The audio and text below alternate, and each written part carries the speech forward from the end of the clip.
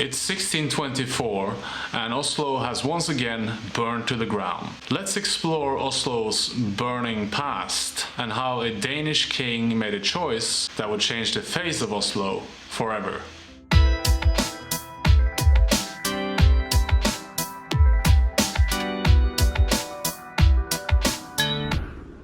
Oslo was an important part of medieval Norway.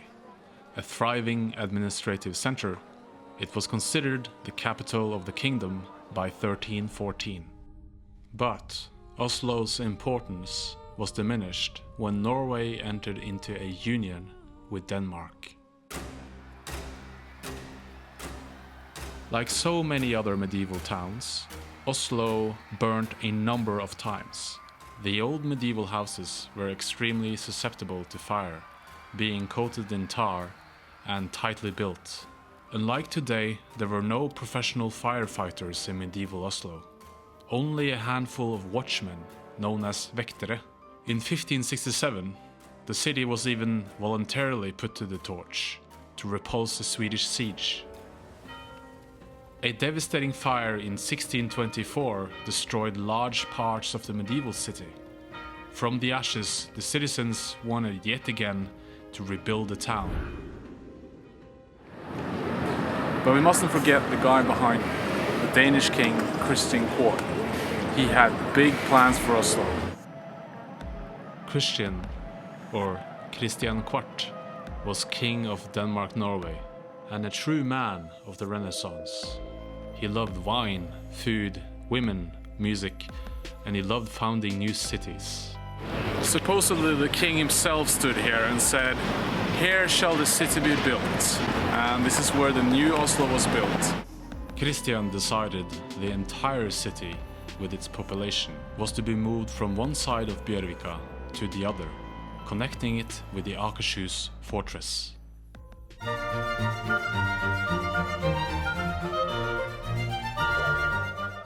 The new town was of course named Christiania.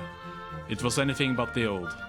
A well-planned, straight-angled geometry of reason and logic.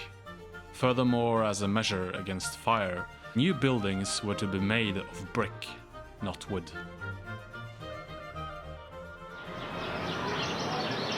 So think about it.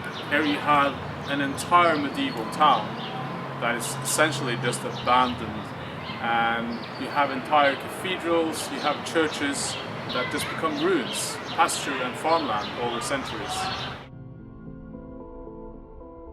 Stone foundations, basements, ruins of churches and homes remain today, isolated and away from the bustling life of the city.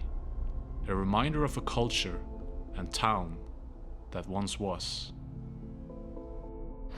Imagine if someone told you that you just had to up sticks and move to a completely new place. Oh, and by the way, you can't build your buildings in wood anymore. But being stubborn Norwegians, we just ignored the new law, which meant that again a wooden quarter of the city burned severely in 1708. Fortunately, the presence of brick buildings meant the fire was contained. All that wood that burned so frequently would also serve to make Christiania great again. 1, 2, 3.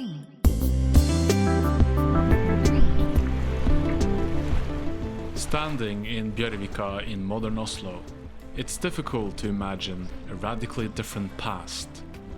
Of course, in the age of sail, Norway traded in timber, so if you look at Oslo Opera in Bjørvika today, and you replace all the buildings and all the marble with timber, you might get a more accurate portrayal of what Christiania Harbor looked like in the 18th century. But who needs imagination when a group of Norwegian historians have turned Oslo's history into a virtual reality? Christiania's harbor was essentially a plank town for this entire century. The families involved with the timber trade rose up as plankeadel, or the nobility of the board trade. Entire family fortunes were made this way. With rising material wealth came new buildings and homes for the new upper class. The citizens now had access to exotic wares, such as sugar, coffee, and fine porcelain. The trade connections ensured not only material wealth for the bourgeois, but the entry of European culture, arts, poetry, plays, and music. With all this new wealth, the refinement and the pretensions of all the citizens of Christiania grew. And some would say they have been growing ever since. What do I know? At least it got us hooked on coffee. Population-wise, Christiania was still a small town. The expense of brick housing made for slow growth, meaning the lower classes often had to contend with life outside city limits, where they could build affordable housing.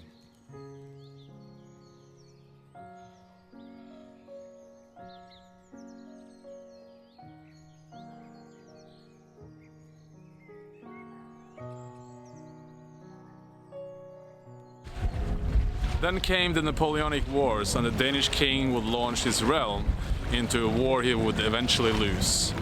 And Norway would have to be ceded to Sweden. Oh, and we'd get our own constitution and parliament too, but that's for another video. Christiania faced increased growth in the next century. It would need new buildings, new ideas, and new solutions. But in 1819, a fire broke out in Waterland, a Dutch name for the area near the docks, involved with the timber trade.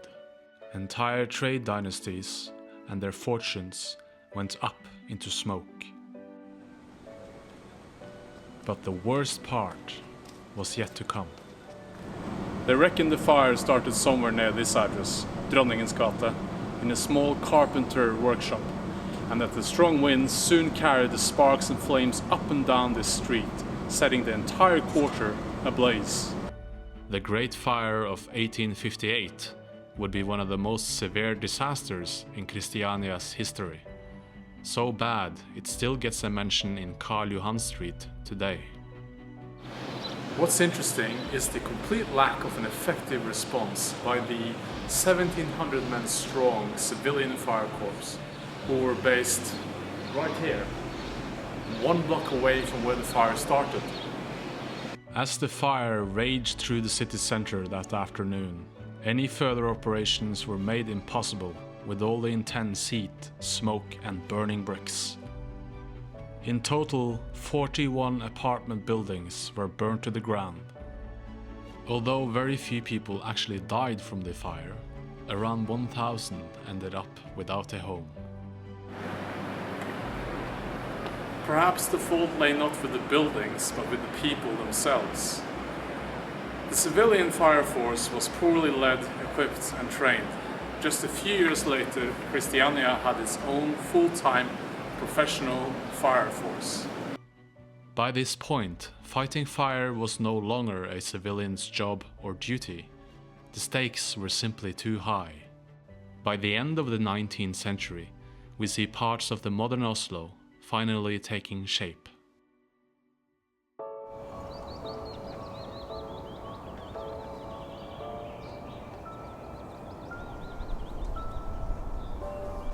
So, as summer comes to Oslo, I have to wrap up this film. And to summarize, what is the meaning of all this? Well, I think to me, the meaning is that Oslo is a city that keeps changing and whose very character and nature is marked by change.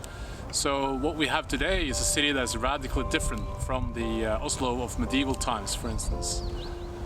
But as we rush along to modernity and new architecture and new ideas, we mustn't forget that Oslo also has a history that has gone into its identity, and below the new buildings lies the old ideas and the old foundations. Thanks for watching my video. Please like and subscribe for more history-related stuff from Norway. Leave a message or feedback in the comment section, and do not forget to like and subscribe. Adieu.